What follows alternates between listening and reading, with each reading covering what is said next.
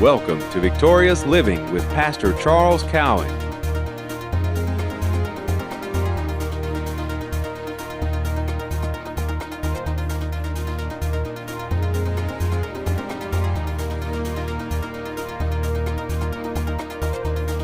Now let's join Pastor Cowan and the congregation of Faith is the Victory Church. This is Victorious Living. Everyone said, I'm in the family. Health, healing, wholeness, wellness, prosperity, blessing. It runs in my family.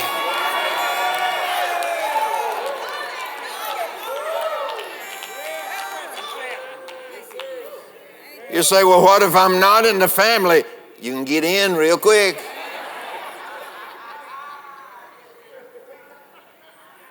Whosoever will, let him come and drink of the water of life freely.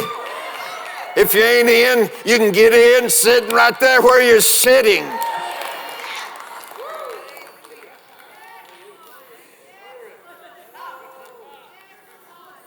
So when natural things in this physical life that we may consider that's just the way it is, keeps us in bondage, we've lost our focus on spiritual things. And folks, listen to me. I'm trying to help. I'm helping myself. You cannot go by what people say, I'm a believing. The first question then is, what are you believing? And why are you believing it? And where did you get it from? Everything we believe comes from somewhere. So I have to ask myself, what do I believe? I tell you I'm a believer, but what is it that I believe? And then if I zero in on that, where did I get it from? And with God, you get it from His Word. Well, Brother Charles, I'm just a word. I can't read the Word. You know what happens when you say, I've had people say that to me. Do you know what the problem is? There's no focus. You've lost your focus. I've lost my focus. So when I sit down to read the Word, is everybody all right? Okay, y'all mighty quiet this morning. When I sit down to read the Word, and I've read it for 4.5 minutes, and I say to myself, I ain't getting nothing out of this. Nothing's registering with me. So I say, I'm not getting anything. I'm talking about myself now. Y'all perk up. I'm talking about myself. So when I say I'm not getting anything out of this, do I believe what Jesus said? You can have what you say. So you got it. You said you ain't getting nothing out of it. And you're getting what you said, you ought to say, whoa, I'm getting what I said.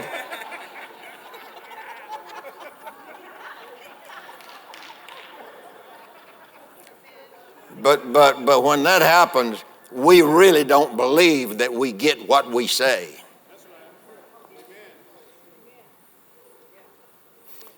Boy, I watched last week's meeting at Tulsa. Me and Sue didn't get to go. Whew, it was a good time. But isn't it good, listen to me in this thing, isn't it good that God loves me so good that He's willing to correct me? That He's willing to give me instructions that don't go down easy? It's like stuff going down your throat and you're eating sideways. But He loves me. And He cares that He's going to slow I'm going to do like Joshua. I'm going to stop the sun. I'm going to stop the clock. And so sometimes it doesn't go down easy. But whom the Lord loveth. Can you hear me? I'm talking to myself. I want you to know I'm talking to myself. Whom the Lord loves, He chastens. He corrects. He instructs. And so here comes a shackle. I don't need to hear that. That's a shackle. You're not sick. You're making life, and all the natural things. But that's a shackle. When I tell you that I don't need the correction from the Lord, that's a shackle. And so what does Satan seek to do? Shackle me. Just to scoot me over out of the things that God has instructed me to do. And he'll just let me shout all day long over here. He won't bother you. That's what you do. Go to church, shout, come home. And so a shackle that binds takes a hold of our life. And like I said earlier, we don't even know that. Sometimes we don't even know the shackles are there. Amen. Until they're pointed out. That's right. And so that's what God's Word does, folks. It points things out to us. And if I'm living totally on the natural side of life, I don't like that.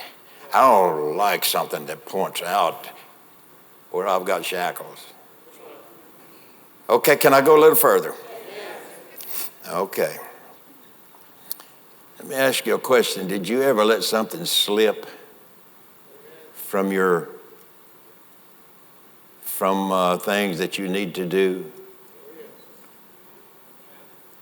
Did you ever have something to slip your mind? Did you forget? One time I went to the store and I forgot. I knew it was something. I thought maybe it was cereal or something, and I saw this bag sitting on the shelf. Big, pretty good sized bag. I'll just get that then. Well, I got it. And when I got home, guess what I had? I had cat litter.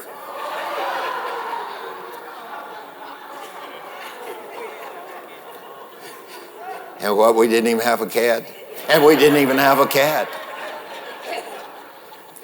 And Sue said, what are you doing getting this?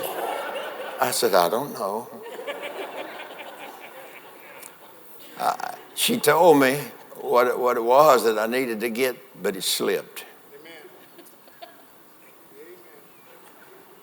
I let it slip. And I don't even think the neighbors wanted the cat litter. I was going to sow some seed.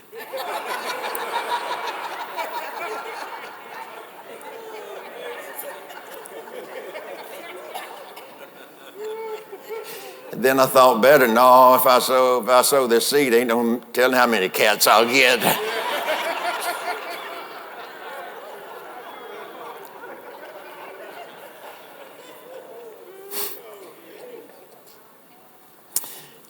So did you ever have something to slip your mind? The word slip is to forget. We ought to give the more earnest heed to the things which we have heard, lest at any time we should let them slip, or at any time we should forget them. And when the challenges of life and the tests and trials of life comes, I forgot. So what do I do? My mouth don't want to quit talking. You ever noticed it wants to? It wants to keep talking, but I have forgotten. And so my mouth doesn't want to quit talking. So what does it begin to talk? If I have forgotten what God says, it begins to talk doubt and unbelief. It begins to talk the trouble instead of the answer. It begins to agree with the law of sin and death because I forgot. And I've had the Lord to whoop me more times than one. And through the years, if you ever have the Lord to smack you right hard, And he said, you better straighten up. You better not forget what you've heard, because you're going to come to a Jordan. You're going to come to a time of testing and trial.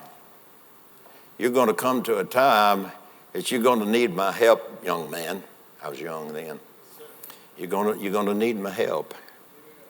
And you're going to come to the banks of the Jordan, and you have forgotten.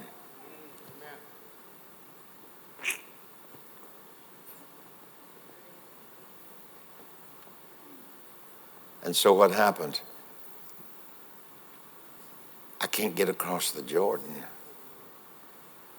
If I do get across the Jordan, I look like I've been run through a meat grinder.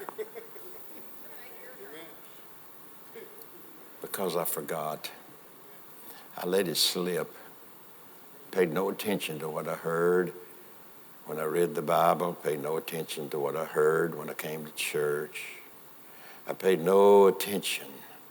Then I hear some preacher get on the television and say, oh, I tell you, these things just happen, and God has sent these things to get you in line. And yes, that's it. That's the answer. But it's really not, is it? It's really not. It's really not. So these are shackles. I'm going to close it up here. I got 3 or 4 or 5 more pages here. I say that every Sunday, but I seem to never get back to it.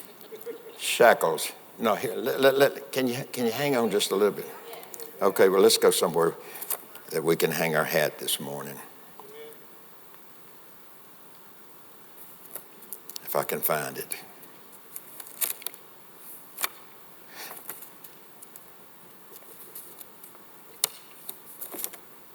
Okay, let's go to Mark's Gospel, the 5th chapter, verses 2 through 4.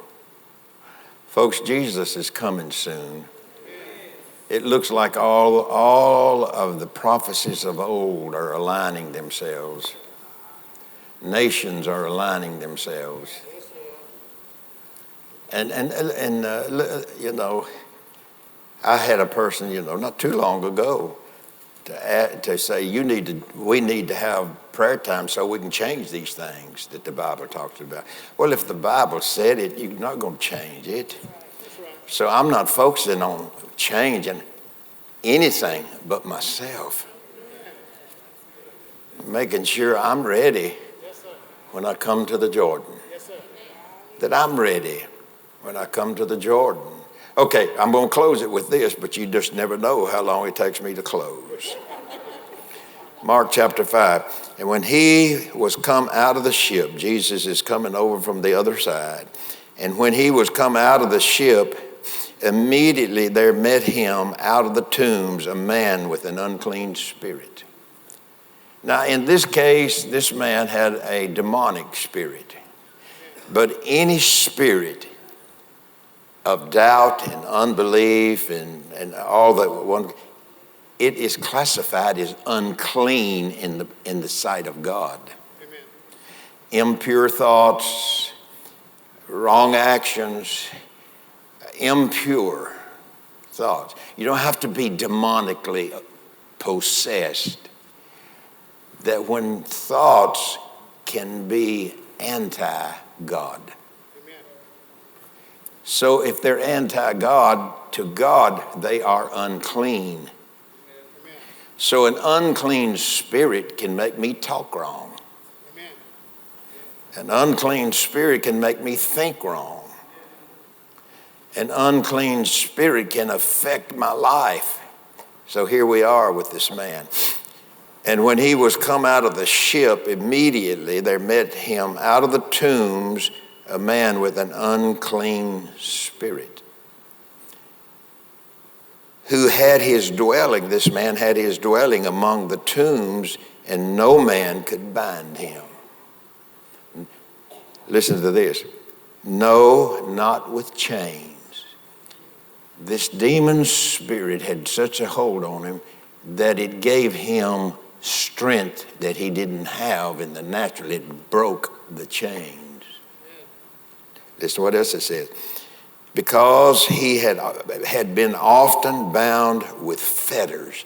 How many of you know what fetters, not feathers, but fetters? Fetters is something that goes around your ankles.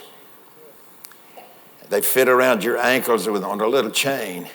And if you walk, this is the way you walk. Fetters, ankle chains. You've seen sometimes, even in years and years past, where people were in fetters. And then this man was in chains. That means that some part of his body, mostly his arms and hands, were in chains. And that's the way this man was. He was bound in fetters. He was bound in chains. Did you know you can have fetters and chains in your mind? Oh, yes. You can be bound up with fetters and chains in our mind.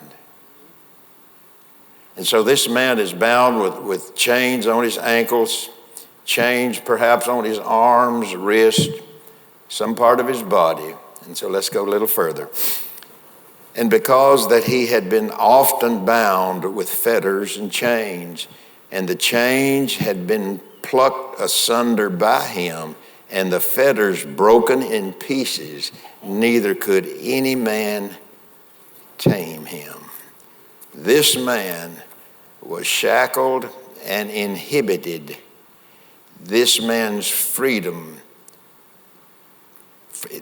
let me back up. This man was shackled and inhibited, or these shackles inhibited this man from being free. He was not free to live his life in a normal manner. But you know that's what worry does for you. It creates where you don't live life in a good, normal way. In the Gospels, the word unclean describes those who are oppressed and even possessed with undesirable desires and even demonic spirits. This man was possessed with this unclean spirit, which in this case was a demonic spirit. When he speaks of unclean, when the Bible speaks of unclean in reference to this, he's referring to what is spiritually as well as morally impure or inferior to the divine nature. Now I'm going to close it, I think, I hope, I pray. 2 Peter chapter 1, verse 4. Whereby are given unto us two promises.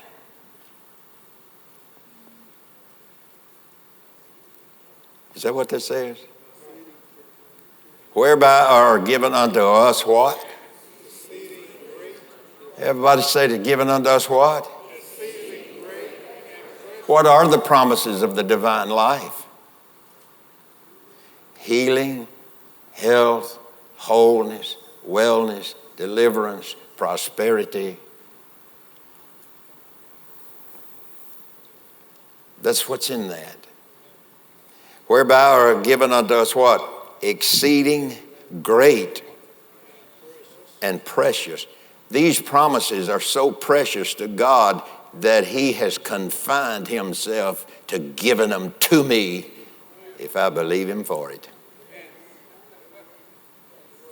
Whereby are given unto us exceeding great and precious promises, that by these promises you might be partakers of the divine nature. Now listen to me carefully. It didn't say you didn't have the divine nature. He says that you are partaking of that divine nature that's on the inside of you. All of the promises that God has given, exceeding great and precious, they come out of the divine nature that God has placed in, that we have been placed in through the new birth. So whereby are given unto us exceeding great and precious promises, that by these you might be partakers of the divine nature, having escaped. What do you do when you escape?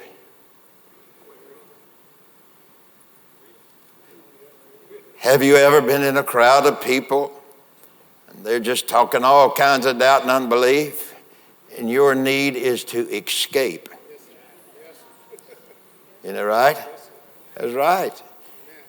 And if a faith person hangs with people who are full of doubt and unbelief, somebody's going to catch something. It's just like they talk about this COVID. If you hang around people that's got it, what do they say? You gonna get it. Not us, not us. But that's what the world says. And so what we do, we don't want to hear this. We don't want to hear anything like that. I wish they'd hurry up and get done.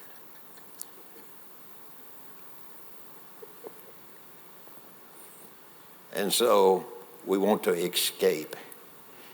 But because we want to be polite. Oh, Lord, I'm preaching good and I know it. We want to be polite. I don't want to hurt their feelings, so I listen to their doubt and unbelief. You do it, I do it. Because I want to be polite. Which had I rather be, pleasing to God or polite to you?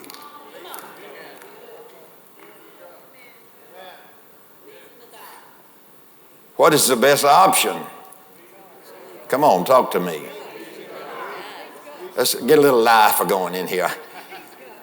What is it that I want? I want to what? I want to please God. I want to love you, but I don't have to be so polite as stand and listen to your doubt and unbelief.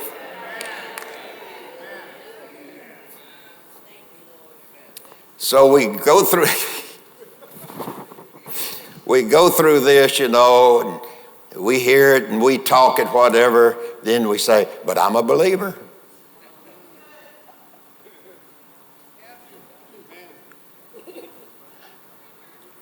Now, what will Jesus be looking for when he comes to the earth?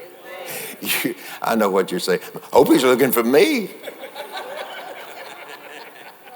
Isn't that right? Yeah, me too. I hope he's looking for me. But what does the Bible say? What is Jesus looking for when he returned? He's looking for faith. What is faith? Faith is more than believing. It's a part. John, you got that quarter you loaned me? Or did Evelyn take it away from you? You ain't got nothing in that pocket, John. There's a shotgun shell and...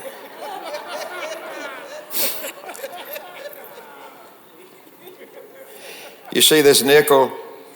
It's got a heads, what we call heads, and on the flip side, it's a tail. Believing is one side, faith is the other, and both of them work together. One won't work without the other. You deface one side of this coin, and it's not what? It's not what? It's not legal. If you eliminate one side of this coin, then it is not, I'm looking for a word here, it's not, what? Yeah, right, everybody, that's right. It doesn't work. I mean, it's not, there's a word, but I can't pull it up. And so what happens? I may have the believing side, but the faith side's not with it. And so what happens? It's no good. It won't even buy you a popsicle. I don't care if it had two sides on it. It ain't gonna buy you no popsicle today. When I was growing up, I used to beg Mama for a nickel. I did. Glenn did too. Mama, can we have a nickel? We've been outside playing. It's so hot out there. Mama, can we have a nickel? Get out of here. Get back to playing out there. Okay, so we run out of the house, and 10 minutes later, here we come back in the house. Mama, can we have a nickel? It's hot outside. And so on about the third or fourth time, she said, I'm going to give you a nickel and you're going to get out of here. What did it do? I wore her down. Hey, listen, we don't have to wear God down. John, this is a sanctified nickel. And I want to see this nickel in the offering.